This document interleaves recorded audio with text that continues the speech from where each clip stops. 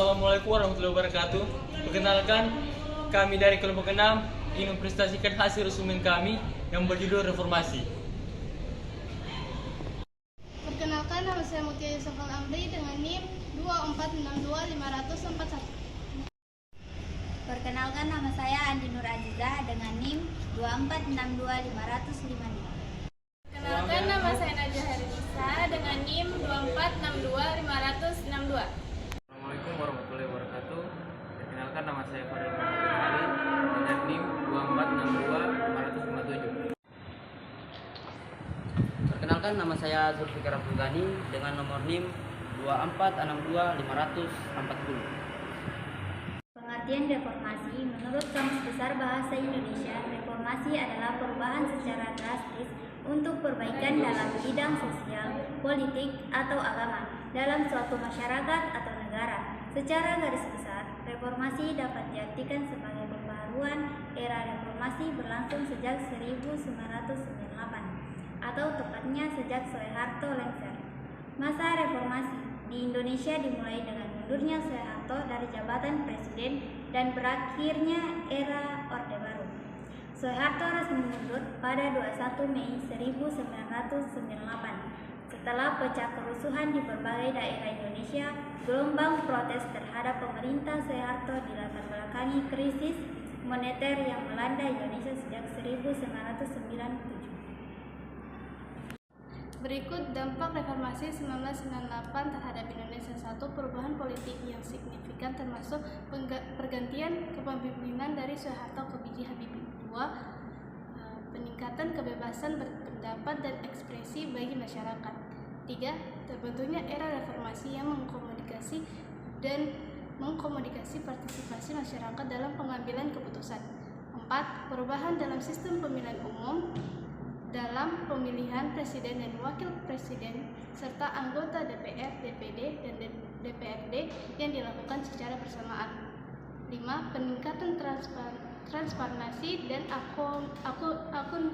akuntabilitas dalam pemilihan. 6. Penekanan dalam perlindungan hak asasi manusia dan penuntasan kasus pelanggaran HAM. 7. Perbaikan ekonomi dan pertumbuhan yang lebih berkelanjutan. Saya akan menjelaskan tentang reformasi. Reformasi di Indonesia adalah gerakan politik sosial dan ekonomi yang terjadi pada akhir 1990-an yang berfokus pada perubahan besar-besaran. Setelah runtuh rezim Orde Baru yang dipimpin oleh Presiden Soeharto, reformasi dimulai pada tahun 1998. Dipicu oleh krisis ekonomi Asia, ketidakpuasan masyarakat terhadap pemerintahan yang otoriter, merajalelanya korupsi dan nepotisme KKN. Asasi manusia dan kebebasan berpendapat. Era reformasi membuka kebebasan berpendapat, kebebasan pers, dan mendorong penegakan hak asasi manusia, penegakan hukum, dan pemberantasan korupsi. Salah satu agenda utama reformasi adalah penegakan hukum yang lebih baik dan pemberantasan KKN, Komisi Pemberantasan Korupsi, atau biasa disebut KPK, dibentuk sebagai salah satu instrumen untuk memberantas korupsi. Perubahan ekonomi di bidang ekonomi. Reformasi bertujuan untuk membangun sistem ekonomi yang lebih baik dan adil, mengurangi demonisi konglomerat, dan memperbaiki manajemen sumber daya alam.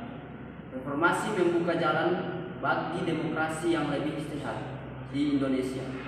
Namun, tentang setiap kompetisi dan ketidakadilan sosial masih menjadi pekerjaan rumah bagi bangsa ini.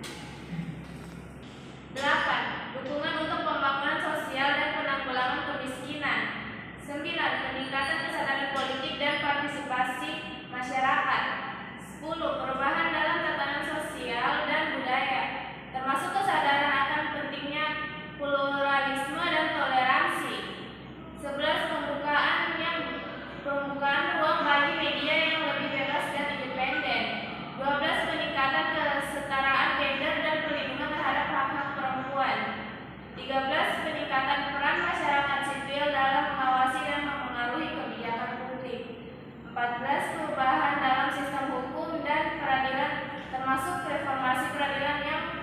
independen dan akuntabel. 15. Peningkatan hubungan internasional dan kepercayaan dunia terhadap Indonesia sebagai negara yang lebih demokratis dan terbuka. Kesimpulan reformasi. Era reformasi atau era pasca Soeharto di Indonesia dimulai pada tahun 1998, tepatnya saat kejatuhan Soeharto. Presiden Soeharto mengundurkan diri pada tanggal 21 Mei 1998 dan digantikan oleh wakil presiden saat itu, yaitu B.J. Habibie.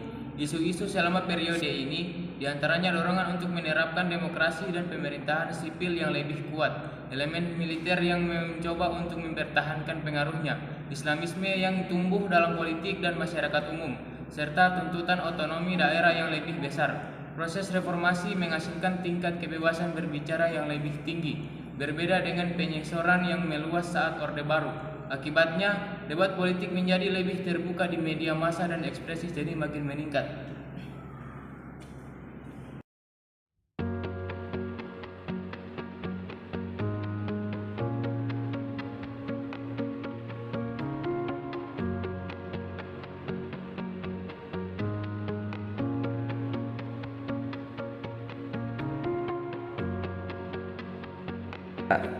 Oke, sekian penjelasan dari kelompok kami tentang